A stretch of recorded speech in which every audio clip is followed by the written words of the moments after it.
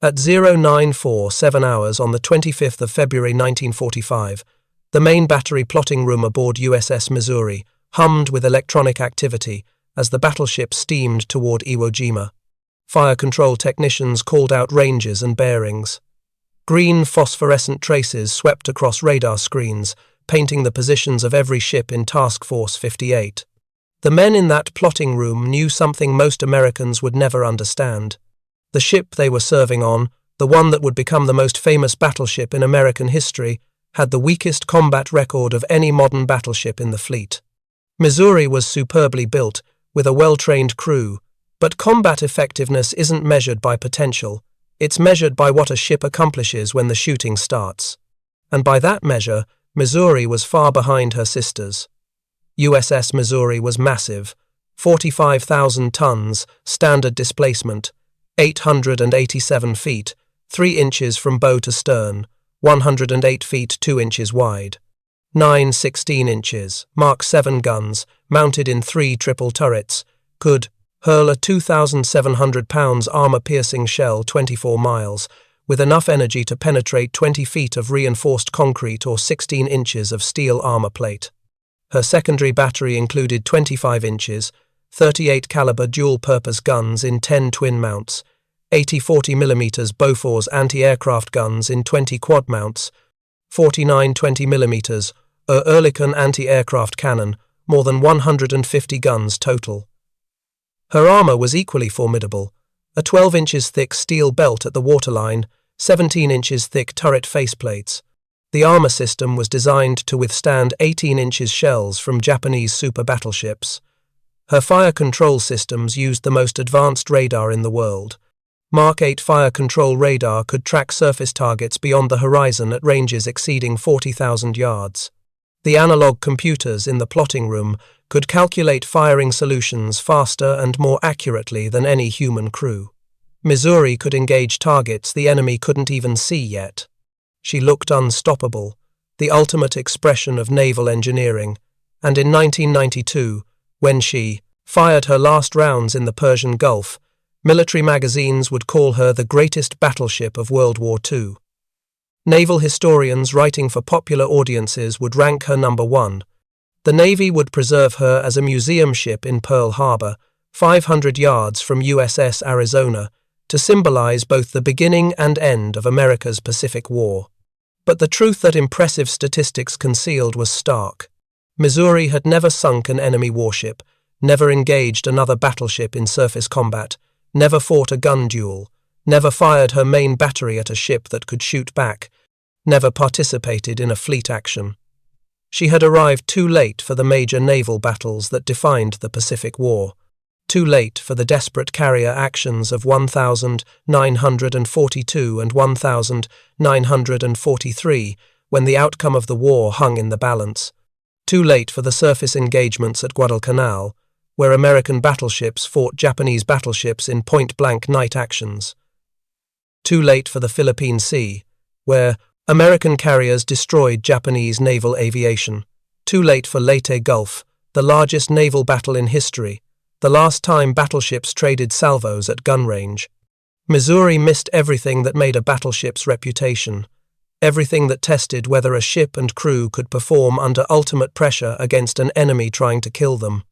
Her powerful guns, her advanced radar, her heavy armor, none of it had been truly tested against an enemy who could fight back with equal weapons. Missouri's combat experience was shore bombardment and anti-aircraft duty, essential roles, vital to the island-hopping campaign, but not what battleships were designed to do. Not what separated the great battleships from merely adequate ones.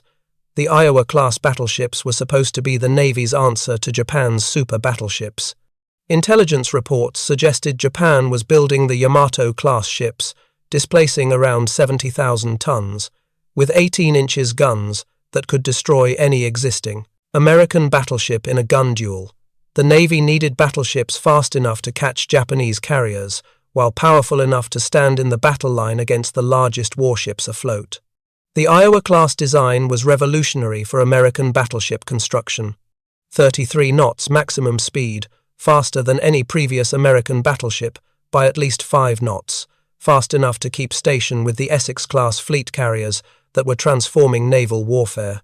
The speed came from massive propulsion plants, 8 Babcock and Wilcox boilers, 4 General Electric steam turbines generating 212,000 shaft horsepower, 4 propeller shafts, each shaft turning a 17-feet diameter bronze propeller.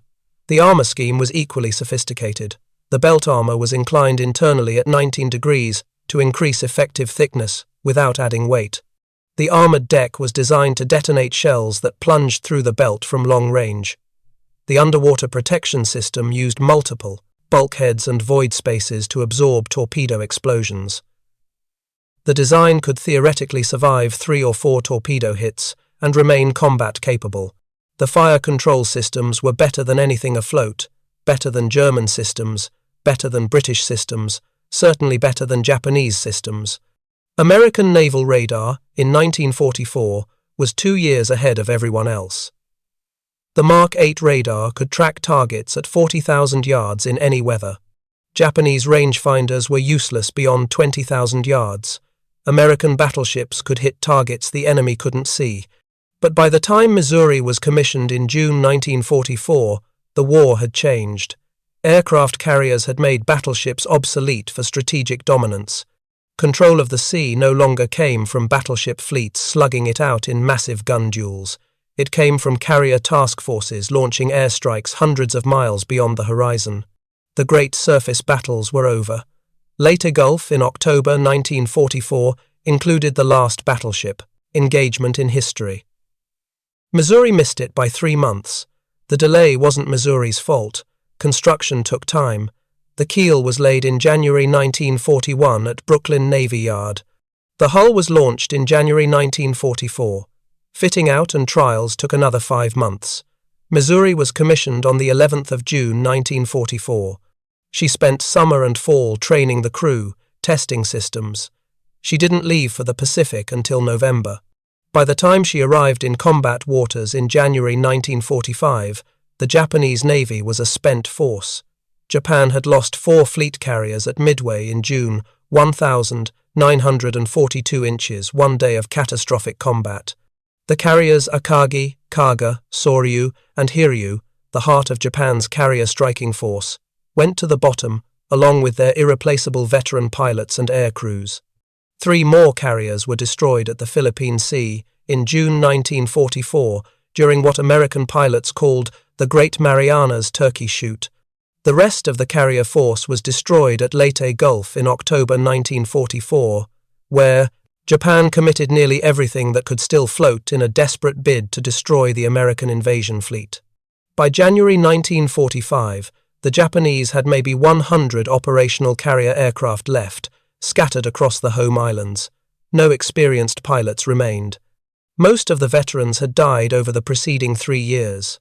The new pilots had minimal training. No fuel existed for proper instruction. Japan was reduced to their kamikaze attacks because conventional tactics required skill levels the surviving pilots didn't possess. The Japanese battleship force was equally devastated. Kirishima had been sunk at Guadalcanal in November 1942 by USS Washington's radar-directed guns. Musashi, one of the 70,000-ton super battleships, was sunk by carrier aircraft at Leyte Gulf after absorbing 19 torpedo hits and 17 bomb hits in a demonstration of American air power. Yamato was still afloat, but trapped in Kure Naval Base, with no fuel to sortie. Nagato was damaged and immobilized.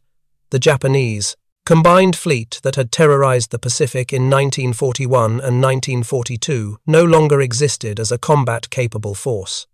By January 1945, when Missouri finally entered the combat zone, the Pacific War was effectively over from a naval perspective.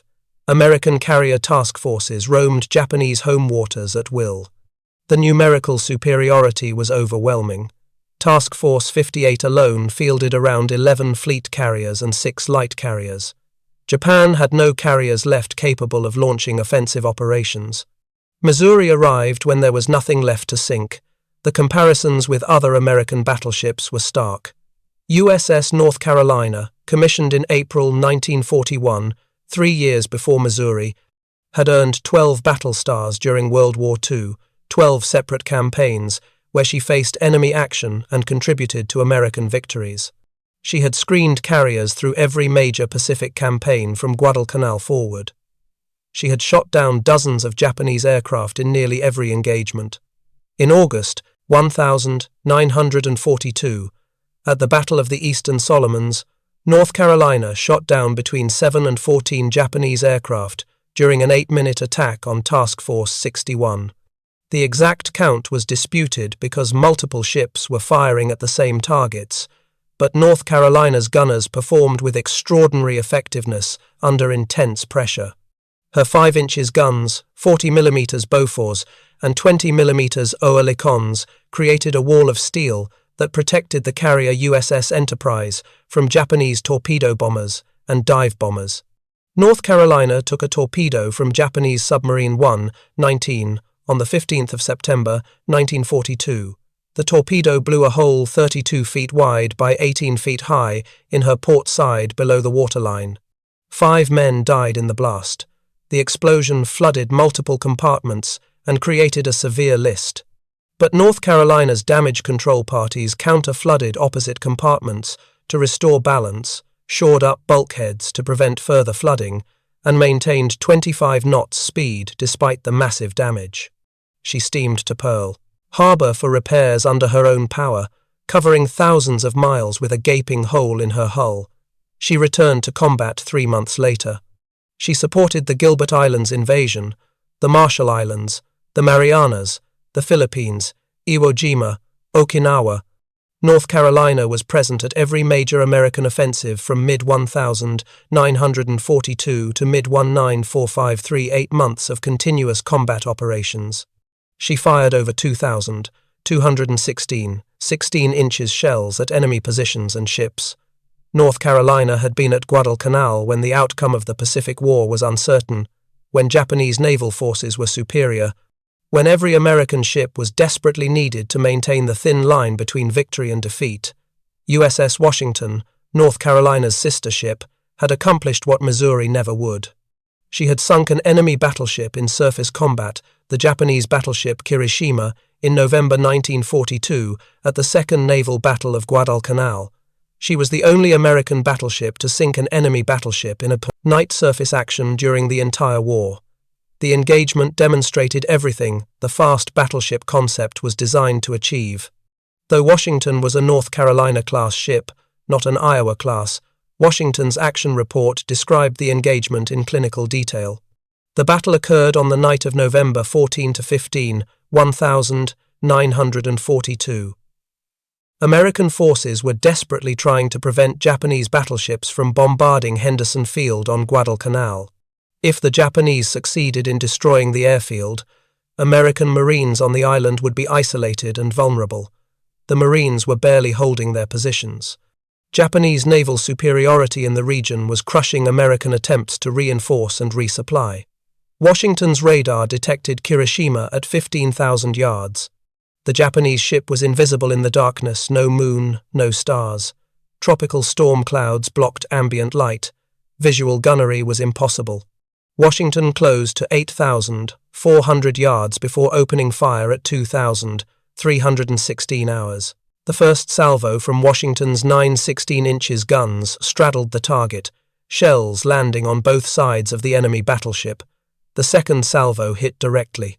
The third salvo hit again. In approximately 7 minutes of firing, Washington launched 75 rounds of 16-inch shells and scored at least 9 direct hits on Kirishima. The armor-piercing shells, each weighing 2,700 pounds and traveling faster than the speed of sound, penetrated Kirishima's superstructure and detonated inside the ship. Kirishima's fire control system was destroyed in the first salvos. Her steering mechanism was damaged. Massive fires erupted throughout the superstructure as ammunition, stores, and fuel ignited.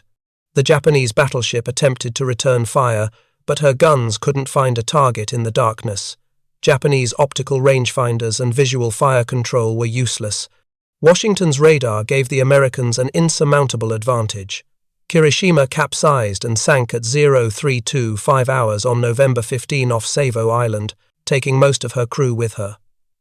Washington proved that American radar fire control and crew training could defeat a Japanese battleship even at night, when visual gunnery was impossible. The action validated the entire fast battleship concept. Ships with radar-controlled guns could dominate surface actions regardless of visibility conditions.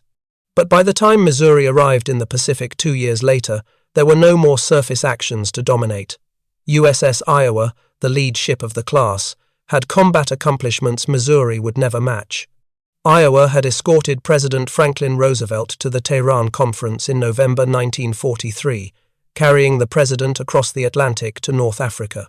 The mission gave Iowa prestige and political significance beyond her combat role. But Iowa had legitimate combat credentials beyond presidential transport. In February 1944, Iowa's task force raided Truk Atoll, Japan's major naval base in the Caroline Islands. The operation was designed to neutralize Truk as a strategic threat before the invasion of the Mariana Islands.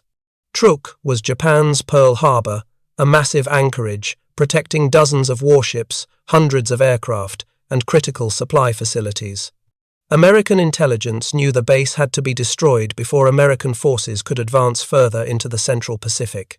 On the 17th of February 1944, during Operation Hailstone, Iowa engaged and sank the Japanese light cruiser Katori. The cruiser was attempting to escape Truk Lagoon with other surviving Japanese ships when Iowa's Mark 8 radar detected her at approximately 35,000 yards. At that range, Katori's lookouts couldn't even see the American battleship over the horizon. The curvature of the Earth concealed Iowa's massive silhouette. Iowa opened fire at ranges where Katori couldn't effectively return fire. The first salvo from Iowa's 9 16-inch guns straddled the target, shells landing on both sides of the cruiser and sending up massive columns of water. The second salvo hit directly. 16-inch armor-piercing shells traveling at 2,500 feet per second struck Katori amidships. The cruiser's thin armor, designed to protect against destroyer gunfire and shell fragments, offered no resistance against battleship rounds. The shells penetrated completely through the hull and detonated inside the ship. Katori exploded and began sinking immediately. Within 11 minutes, she had gone to the bottom of the Pacific. Approximately 315 Japanese officers and sailors died. There were few survivors. The ship sank too fast for most of the crew to escape. It wasn't a major naval victory in the strategic sense. Katori was a light cruiser displacing less than 6,000 tons, not a battleship or carrier. But it was a surface action, a ship-to-ship engagement, where Iowa's crew and systems performed exactly as designed. The engagement demonstrated Iowa's radar fire control superiority and the effectiveness of her main battery against moving targets. Iowa's guns could kill ships that couldn't even see where the shells were coming from. Missouri never had that opportunity, never fired her main battery at a ship that could maneuver and return fire. USS New Jersey had the longest combat deployment of any Iowa-class battleship, 19 months in the Pacific Theater, over 400 days at sea, more time under combat conditions than any of her sisters. New Jersey screened carriers at the Battle of the Philippine Sea in June 1944, the Great Marianas Turkey Shoot, where American carrier aircraft destroyed more than 300 Japanese planes in one day and eliminated Japanese naval aviation as an effective fighting force. New Jersey's anti-aircraft batteries contributed to the victory, shooting down kamikazes and torpedo bombers that penetrated the combat air patrol. Her 5-inch guns created a defensive umbrella over the carriers. Her radar-directed fire control made her anti-aircraft batteries far more effective than visually aimed weapons. She bombarded Guam, Saipan, and Tinian during the Mariana Islands campaign, preparing landing beaches for marine assaults. Her 16-inch guns destroyed concrete bunkers, coastal artillery positions, and troop concentrations that would have slaughtered Marines during the initial assault waves. She bombarded Iwo Jima repeatedly during the preparatory phase before the invasion, her guns destroying Japanese fortifications on Mount Suribachi and throughout the island's defensive network. She bombarded Okinawa during the longest and bloodiest campaign of the Pacific War. She fired her 16-inch guns at the Japanese home islands themselves during the final months of the war, destroying industrial targets and military facilities on Japanese soil.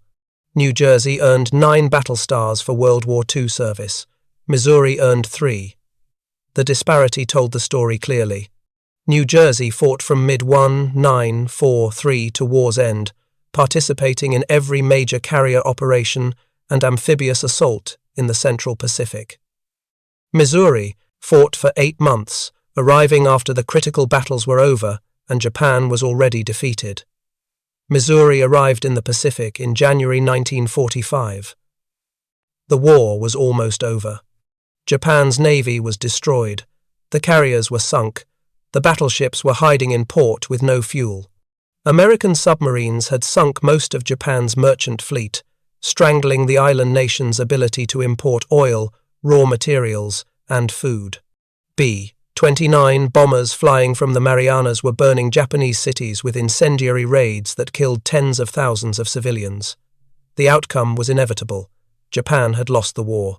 Only the final surrender remained. There was nothing left for Missouri to fight, no enemy battle fleet to engage, no carriers to sink. The only naval combat left was defensive, protecting American carriers from kamikaze attacks and bombarding shore targets in preparation for invasions. Essential work, but not the work that made battleship legends or tested whether a ship and crew could perform under maximum pressure against an equivalent opponent.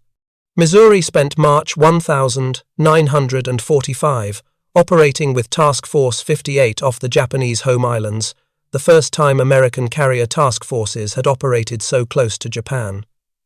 The risks were extraordinary. Japanese land-based aircraft could reach the task force easily. Kamikaze attacks were constant. Wave after wave of suicide aircraft diving into American ships. The Japanese knew they couldn't win the war, but they could make the Americans pay in blood for every mile they advanced toward the home islands. On the 19th of March, 1945, at 0708 hours in the morning, Missouri was screening carriers approximately 50 miles southeast of Kyushu when disaster struck USS Franklin. Franklin, a fleet carrier designated CV-13, was conducting flight operations in preparation for strikes against Japanese airfields on Kyushu. Aircraft were spotted on the flight deck, being armed with bombs and fueled for the morning mission. This was the most dangerous moment in carrier operations, bombs armed and ready to drop, fuel lines full of aviation, gasoline, aircraft packed together wing to wing to maximize the number that could launch simultaneously. The American Combat Air Patrol had been aloft since dawn, trying to intercept Japanese aircraft before they reached the task force. Most attackers were shot down by Hellcat fighters patrolling at altitude or by the massive fleet anti-aircraft fire from dozens of ships. But some Japanese aircraft penetrated the defenses through luck, skill, superior tactics, or simple overwhelming numbers.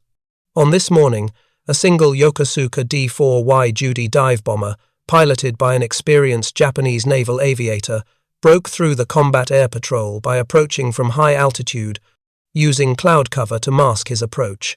The Japanese pilot knew exactly where to aim. The most vulnerable point on any aircraft carrier is the flight deck when aircraft are being launched or recovered. The Judy dove vertically, through anti-aircraft fire from a dozen ships. Franklin's gunners tracked it, their 5 inches and 40 millimeters guns following the diving bomber through the sky. Missouri's gunners tracked it, training their weapons on the target. Every ship in visual range opened fire 5 inches, guns firing proximity-fused shells that exploded near the target, sending shrapnel through the air. 40 millimeters quads pumping out explosive rounds at 120 rounds per minute per barrel. 20 millimeters cannon firing solid shot tracer rounds. The sky filled with tracers and detonations, a curtain of steel that should have destroyed any aircraft attempting to penetrate.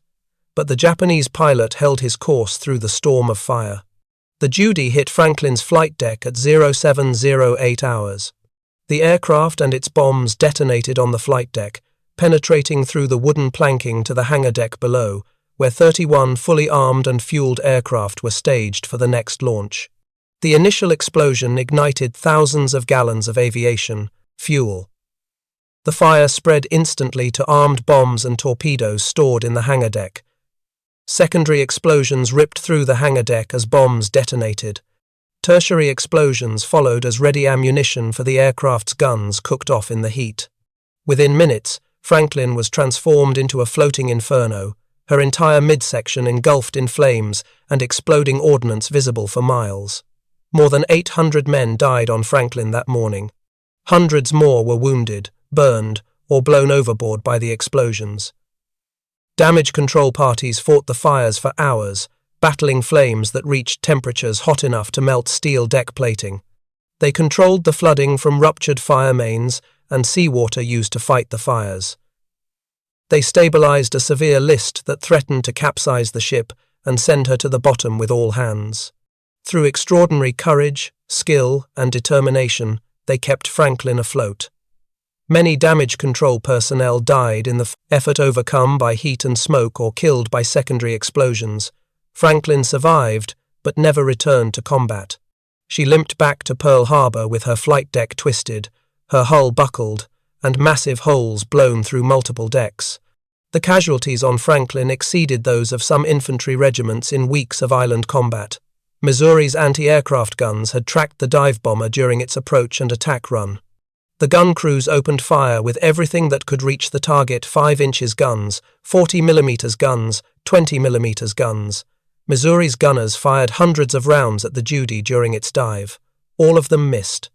The Japanese pilot flew through Missouri's defensive fire and hit his target perfectly, demonstrating that even the most advanced anti-aircraft systems of 1,945 couldn't guarantee protection against a skilled and determined attacker. That was the reality of Missouri's combat experience. Watching other ships get hit, firing thousands of rounds with minimal effect, it wasn't cowardice. The crew performed their duties professionally, but performance and effectiveness are different measures. Missouri's crew did what they were trained to do, but they couldn't stop the attack that devastated Franklin. Missouri's official combat record was documented in Navy archives: 3 battle stars for World War II service. Battle stars were awarded for participation in designated campaigns and operations. Iwo Jima was 1 star. Okinawa was 1 star. Operations against the Japanese home islands were 1 star. 3 total. Compare those 3 stars to other battleships in the Pacific Fleet. North Carolina earned 12 battle stars. South Dakota earned 13. Alabama earned 9. Washington earned 13. Even old battleships damaged at Pearl Harbor, ships that had been sunk, refloated, rebuilt, and returned to action, had comparable or better records than Missouri. West Virginia earned 5 battle stars, including participation at Surigao Strait, the last battleship engagement in history. Tennessee earned 10. Maryland earned 7. California earned 7. Missouri had 3. The numbers told the story more clearly than any analysis could. Missouri participated in 3 major operations during her 8 months of World War II combat. Other battleships participated in 7, 9, 12, 13 separate operations over 2, 3, or 4 years of continuous combat. Missouri fought for 8 months. Other battleships fought for the entire war from Pearl Harbor to Japan's surrender, enduring years of dangerous operations in hostile waters. Missouri fired her main battery at shore targets on Iwo Jima, Okinawa, and the Japanese home islands. These were shore bombardment missions targets that couldn't maneuver or shoot back with equivalent weapons. Japanese coastal gun batteries were dangerous to landing craft and troops, but they had nothing that could threaten a battleship operating at 15,000 yards offshore. Missouri could sit beyond the range of coastal artillery and methodically destroy anything the Japanese positioned on the beaches or inland positions visible from the sea. Her 16 inches guns were devastating against fortifications. Each shell carried explosive power equivalent to a massive aerial bomb. The shells could penetrate thick concrete, destroy bunkers, collapse tunnels, and create enormous craters. Marines assaulting fortified positions needed this kind of fire support to survive the initial landing phases. Destroying defenses before the troops went ashore saved countless lives. But shore bombardment wasn't combat in the sense that naval officers understood the term when they evaluated battleship effectiveness. It was artillery support, important work, necessary work. Marines on the beaches absolutely needed the heavy guns to suppress enemy defenses. But shore bombardment wasn't the mission battleships were originally designed to perform. They were designed to fight other battleships in gun duels, to protect carriers from surface threats, to project naval power against enemy fleets. Shore bombardment became the primary mission only because enemy fleets no longer existed. On the 11th of April 1945, a Japanese Zero fighter broke through the combat air patrol and dove toward Missouri in a kamikaze attack. The pilot was probably already dead or dying. Witnesses later reported the aircraft was smoking and trailing fire, suggesting it had been hit by anti-aircraft fire during its approach, but retained enough momentum to continue toward its target. Missouri's anti-aircraft batteries opened fire with every gun that could track the diving aircraft 40 mm.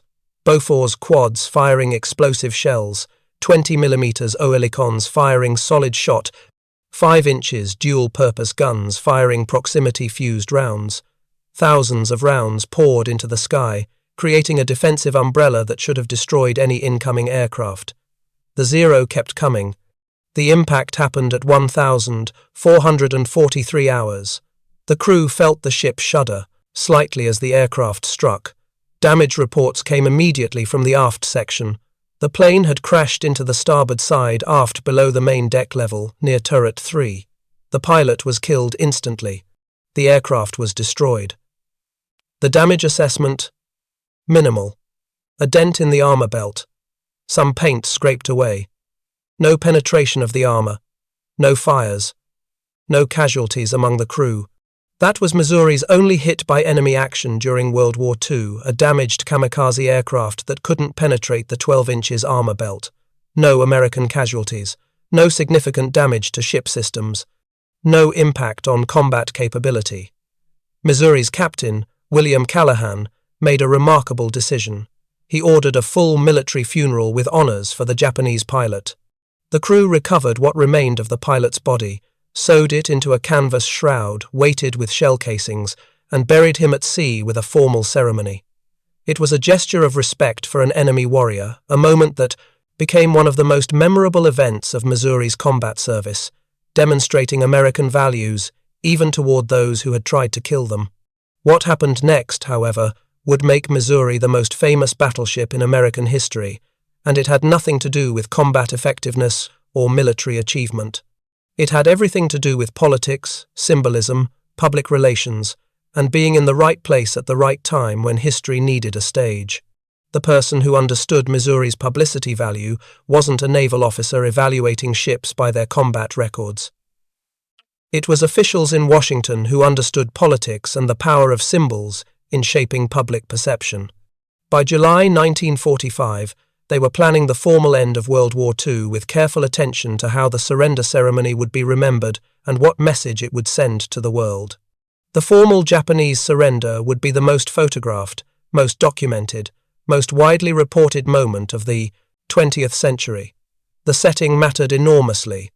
The location would be remembered forever, studied by historians, shown in newsreels, reproduced in photographs that would appear in every newspaper and magazine in the world. The ceremony needed to happen on a warship that represented American naval power and military superiority. A battleship was the obvious choice, the ultimate symbol of naval strength, the biggest, most powerful, most visually impressive warship type, the perfect stage for accepting an enemy's unconditional surrender. But which battleship should host the ceremony? In July 1945, the decision-making process began. Multiple factors influenced the choice, but one consideration carried exceptional weight. Missouri was named after the home state of President Harry Truman. Truman had been a senator from Missouri before becoming vice president. He became president on the 12th of April, 1945, when Franklin Roosevelt died suddenly. Truman was the commander-in-chief who would accept Japan's unconditional surrender and shape the post-war world. Choosing the battleship named after Truman's home state was perfect politics. It honored the president without being too obvious or sycophantic. It gave Truman a personal connection to the most important ceremony of his presidency. It associated his name and home state with the moment of victory, and it cost nothing in military terms. Missouri was available in the right location. Missouri was modern and impressive looking. Missouri would photograph well.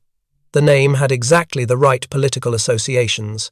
The combat record didn't matter. Washington officials weren't evaluating ships by battle stars earned, enemy ships sunk, or months under fire. They were thinking about photographs and newsreels, about public relations and political messaging, about how history would remember this moment and what narratives would be constructed around it. Missouri was photogenic, large, imposing, impeccably maintained. The name had political value. That was enough. On the 2nd of August 1945, the decision was formally made. USS Missouri would host the Japanese surrender ceremony in Tokyo Bay. Orders went out through the chain of command. Missouri was designated as the official location for the signing of the surrender documents. Over the next 3 weeks, Missouri's crew worked obsessively to prepare the ship for the most important day in her existence. Every inch of exposed steel was chipped to remove rust and corrosion, primed with rust-inhibiting paint, and repainted in proper navy haze grey. The teak decks were scrubbed with holystone until they were immaculate, every plank smooth and clean. Brass fittings throughout the ship were polished until they gleamed. Gun barrels were cleaned and oiled. Equipment was inspected and tested. Missouri looked like a ship fresh from the builder's yard instead of one that had spent 8 months at sea in combat zones. The ceremony happened on the 2nd of September 1945 at 0902 hours in Tokyo Bay. Missouri was anchored in the bay, surrounded by hundreds of Allied warships, a demonstration of the overwhelming force that had defeated Japan. The morning was overcast, with occasional breaks in the clouds allowing shafts of sunlight to illuminate the scene. Missouri's veranda deck had been transformed for the occasion. A simple table had been set up, covered with green felt cloth. 2 copies of the surrender document sat on the table, one for the Allied powers to keep and one for Japan. Missouri's deck was crowded with witnesses to history. American generals and admirals in dress uniforms with rows of medals and ribbons, British representatives led by Admiral Bruce Fraser representing the Royal Navy, Chinese generals representing the forces that had fought Japan since 1937, Australian commanders, Dutch officers representing forces that had fought in the East Indies, French diplomats, Soviet representatives who had declared war on Japan only days earlier but wanted to participate in the victory. Hundreds of reporters from newspapers and wire services around the world, photographers with speed graphic cameras loaded with film, newsreel cameramen with Bell and Howell cameras cranking away, capturing every moment, radio broadcasters describing the scene in real time for listeners worldwide. General Douglas MacArthur arrived to represent all Allied powers in accepting Japan's surrender. He had commanded American forces in the Southwest Pacific since the war began. He had retreated from the Philippines in 1942 under orders, leaving behind thousands of American and Filipino troops with his famous promise, "I shall return." He returned in October 1944, wading ashore at Leyte with cameras recording the moment. Now, in September 1945, he stood on Missouri's deck as Supreme Commander to accept Japan's unconditional surrender and begin the occupation that would transform Japan from a militaristic empire into a peaceful democracy. Foreign Minister Mamoru Shigemitsu arrived first, representing the Japanese government. He walked with a cane due to injuries suffered years earlier in a bombing in Shanghai. He wore formal diplomatic dress, a top hat and morning coat, traditional attire for official state functions. Army Chief of Staff Yoshijiro Umezu followed in military uniform, representing the Japanese armed forces. The Japanese delegation stood at attention on Missouri's deck, faces controlled and impassive, preparing to sign documents that would end their nation's military ambitions, accept Allied occupation, and begin a new era. At exactly 0902 hours, MacArthur stepped to the microphones and began the ceremony. His opening remarks were brief but powerful, crafted for maximum impact. He spoke of peace, of hoping that a better world would emerge from the blood and carnage of war, of both victor and vanquished joining together to preserve peace and build a future free from devastation. Then he invited the Japanese representatives to sign the surrender documents. Shigemitsu signed first at 0904 hours, his hand shaking slightly as he affixed his signature to the document that ended Japan's existence as an independent military power. Umezu signed next, his expression stern and controlled as he signed away the armed forces he had commanded. Then MacArthur signed for the Allied powers, using multiple pens so he could distribute them as historic souvenirs. Fleet Admiral Chester Nimitz signed next, representing the United States Navy and Marine forces that had fought across the Pacific. Admiral Bruce Fraser signed for the United Kingdom and the British Commonwealth. Representatives of China, the Soviet Union, Australia, Canada, France, the Netherlands, and New Zealand followed in order, each adding their signature to the historic document. The entire ceremony lasted 23 minutes, from 0902 to 0925, 3 minutes, that would define Missouri's place in history forever, establish her reputation for the next 8 decades. As the last signature was affixed, hundreds of American aircraft from surrounding carrier task forces flew over Missouri in tight formation, wave after wave of fighters and bombers, a dramatic demonstration of the air power that had ultimately defeated Japan. The drone of their engines provided an auditory punctuation mark to the ceremony. The ceremony was broadcast live on radio networks around the world, reaching hundreds of millions of listeners. Newsreel cameras captured every moment from multiple angles. Photographers took hundreds of images that would be published in every major newspaper and magazine. Reporters filed stories describing the scene in vivid detail. Missouri became instantly famous worldwide, more famous than any other battleship, more famous even than the carriers that had actually won the war at sea through years of brutal combat.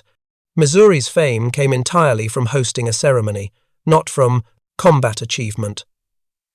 But fame doesn't distinguish between types of achievement or ask how recognition is earned. In public perception, hosting the surrender made Missouri important. Importance became legendary status. Legendary status became an untouchable reputation. And that reputation, built in 23 minutes, would persist for decades, regardless of Missouri's actual combat record. The pattern established on the 2nd of September 1945 would repeat throughout Missouri's subsequent career. Whenever the Navy needed a battleship for an important mission or public relations opportunity, Missouri was chosen first, not because of superior capability, but because of her name recognition and symbolic importance. In June 1950, when North Korea invaded South Korea and the United Nations authorized military intervention, the Navy needed battleships urgently. The Korean peninsula had long coastlines on both the Yellow Sea and the Sea of Japan. American and UN ground forces needed heavy naval, gunfire support that only battleships could provide. Cruisers and destroyers with 5-inch guns were adequate against troops and light fortifications, but only battleships had 16-inch guns capable of destroying heavily fortified bunkers, cave complexes carved into mountains, and reinforced concrete positions that could withstand anything smaller. The Iowa-class ships were the newest battleships in the reserve fleet and the best maintained. All 4 were theoretically available for reactivation. Missouri was chosen first, not because her systems were superior to her sisters. They weren't. Iowa, New Jersey, and Wisconsin had identical capabilities, identical weapons, identical fire control systems.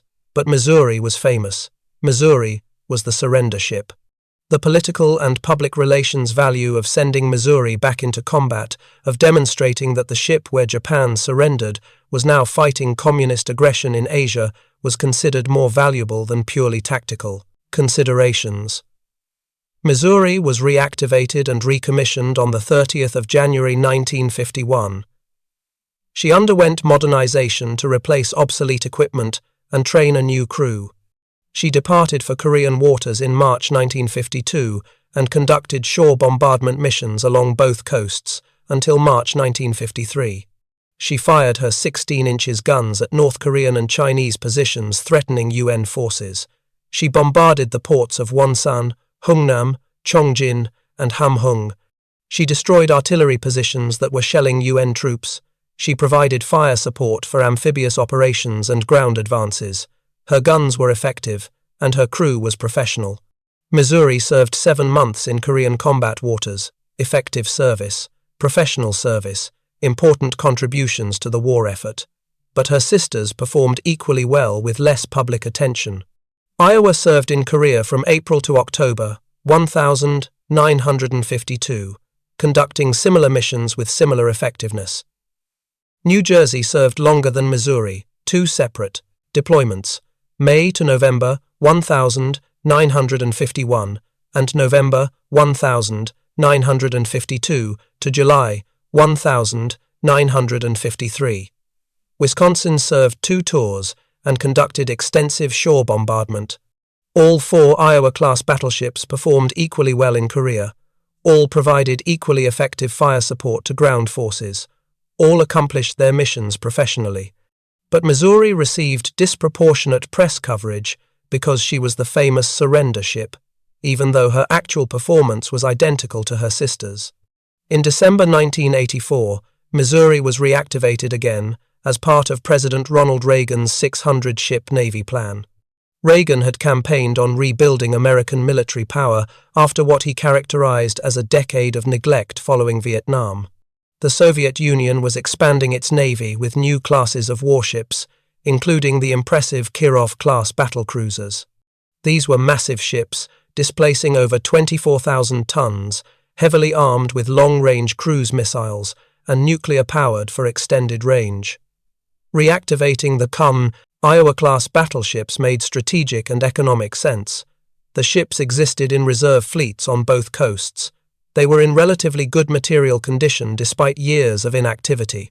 Modernization was expensive, requiring new weapon systems and electronics, but far cheaper than designing and building new capital ships from scratch. Most importantly, battleships sent a powerful psychological message. These were the largest, most visible symbols of American naval power. Their return to active service would be noticed by allies and adversaries alike, demonstrating American resolve and capability. 4 Iowa-class battleships were reactivated between 1982 and 1988, Iowa, New Jersey, Missouri, and Wisconsin. Each underwent extensive modernization that transformed them into modern weapons platforms. The old World War II era 40mm and 20mm anti-aircraft guns were removed as obsolete in the missile age. Tomahawk cruise missile launchers were installed in armored box launchers, giving each battleship the ability to launch 32 land attack missiles at targets hundreds of miles inland. Harpoon anti-ship missiles were added for surface warfare. Phalanx close-in weapon systems provided last-ditch missile defense. Modern radar systems replaced World War II equipment. Satellite communications and data links connected the battleships to the global command network. The modernized battleships were functionally identical in capability. Same weapons, same electronics, same combat systems, same mission profiles. But Missouri received special treatment from the beginning. Her reactivation received more press coverage than her sisters. Her recommissioning ceremony on the 10th of May, 1986, in San Francisco, drew an estimated 10,000 spectators and extensive media coverage from national networks. Defense Secretary Caspar Weinberger gave the keynote address, explicitly linking Missouri's World War II service and the surrender ceremony to her new role confronting the Soviet Union in the Timor-Leste Cold War. In January 1991, during Operation Desert Storm against Iraq, Missouri and Wisconsin were deployed to the Persian Gulf. They provided naval gunfire support against Iraqi positions in Kuwait and launched Tomahawk cruise missiles against strategic targets in Iraq. Both ships performed their missions effectively and professionally. Missouri fired 783 16-inch shells during the campaign, destroying Iraqi artillery positions, command bunkers, and troop concentrations. She launched 28 Tomahawk cruise missiles at targets in Iraq, contributing to the air campaign that preceded the ground offensive. Wisconsin fired a similar number of shells and missiles with equal effectiveness. Both battleships accomplished their missions successfully, but news coverage focused disproportionately on Missouri. Network television reporters called her the most powerful battleship in the world, ignoring that Missouri and Wisconsin had identical capabilities. Newspapers ran stories emphasizing Missouri's service at the surrender ceremony 46 years earlier, drawing connections between World War II and Desert Storm. The pattern established in 1945 continued in 1991. Missouri received attention far beyond her actual military contribution simply because she was famous. The real battleship heroes of World War II were the ships that fought when the outcome was genuinely uncertain, when American survival in the Pacific was at stake, when every engagement could determine whether the United States would hold its positions or be driven back across the ocean. North Carolina at Guadalcanal in 1942, when a few thousand Marines were desperately holding a single airfield against repeated Japanese attempts to recapture it, when Japanese naval superiority was crushing American efforts to maintain supply lines. Washington at the Second Naval Battle of Guadalcanal in November 1942, when one American battleship faced a Japanese force that should have overwhelmed her but was defeated through superior radar, discipline, and crew performance. South Dakota at the Battle of Santa Cruz in October 1942, damaged by Japanese shells but continuing to fight, protecting carriers when America was losing the Pacific War and could not afford to lose ships or men. These ships fought when defeat was possible, when the Japanese Navy was strong and aggressive, when American forces were outnumbered and outgunned in many engagements. They earned their battle stars through actual combat against capable opponents who could shoot back effectively. They protected carriers during desperate battles. They fought surface actions at night. They absorbed damage and kept fighting. They did everything battleships were designed to do under the worst possible circumstances. Missouri arrived in January 1945, when the war was effectively won. Japanese naval power was destroyed beyond recovery. American air superiority was absolute and unchallenged. The outcome was inevitable. Only the timeline remained uncertain. Missouri's combat role was escort duty, protecting carriers that faced minimal threats and shore bombardment against targets that could not effectively fight back. Essential work that needed to be done, necessary contributions to the final campaigns, but not the work that tested battleships under maximum pressure against equivalent opponents. Not the combat that separated truly great battleships from merely adequate ones. The three sister ships of the Iowa class all had objectively better combat records than Missouri, but would always be overshadowed by her fame. Iowa earned 11 battle stars for World War II service through longer deployment and participation in more campaigns. New Jersey earned 9 battle stars through the longest combat deployment of any Iowa-class ship. Wisconsin earned 5 battle stars through effective service in multiple operations. Missouri earned 3 battle stars for 8 months of combat operations. But Missouri's fame earned not through combat, but through hosting a ceremony for 23 minutes on the 2nd of September 1945, made her more famous than all her sisters combined, and more famous than ships with far superior combat records. North Carolina became a museum ship in Wilmington, North Carolina, in 1962. The ship was saved from scrapping through a massive public fundraising campaign led by citizens who recognized her historic importance. She deserved preservation. 12 battle stars, the only American battleship torpedoed at sea to return to action within 3 months, present at every major Pacific campaign from Guadalcanal through Okinawa, a genuine combat record earned through years of dangerous service. Washington was scrapped in 1961, the battleship that had sunk Hiroshima in surface combat, that had proven American fast battleships could dominate night actions through superior radar and training. No campaign saved her. She wasn't famous enough to generate public support for preservation. Her combat achievements were forgotten outside naval history circles. Iowa became a museum ship in Los Angeles. New Jersey became a museum ship in Camden, New Jersey. Wisconsin became a museum ship in Norfolk, Virginia. All 3 served longer in combat than Missouri, fought in more campaigns, earned more battle stars, and faced more dangerous opposition. all contributed more to winning the Pacific War through actual combat operations. Missouri became a museum in Pearl Harbor in 1999.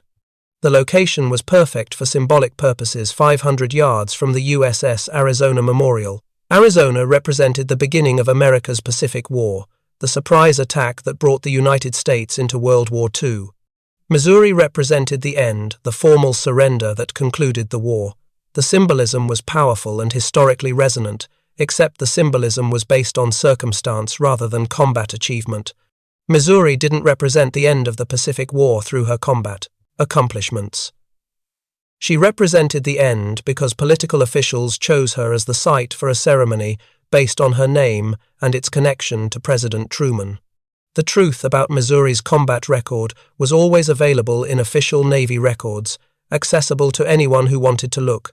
3 battle stars, 8 months of combat operations, no enemy warships sunk, no major surface engagements. These facts were never classified or hidden. They appeared in Dictionary of American Naval Fighting Ships entries, in official Navy histories, in unit records maintained by the National Archives. But most Americans never looked up these details. They saw photographs of the surrender ceremony. They read magazine articles and books calling Missouri the greatest American battleship. They watched documentaries that focused on the ceremony rather than combat records. They assumed Missouri must have earned her fame through exceptional combat performance rather than through political convenience and symbolic importance. Missouri became and remains the most famous American battleship of World War II.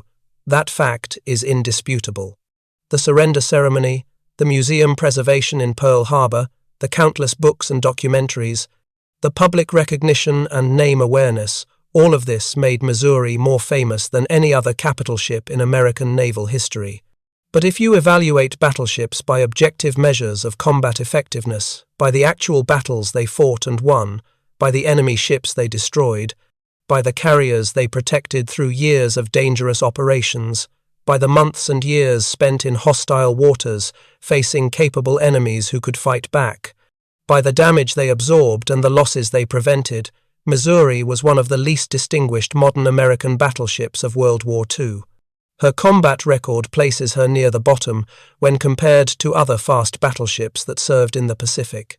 Only USS Indiana, which spent much of the war in secondary roles and training duties, had a less impressive combat record among modern battleships. The surrender ceremony was historically significant, symbolically powerful, and politically important. It marked the formal end of the most destructive war in human history. It deserved to be remembered and commemorated. But hosting that ceremony for 23 minutes didn't make Missouri a great combat battleship.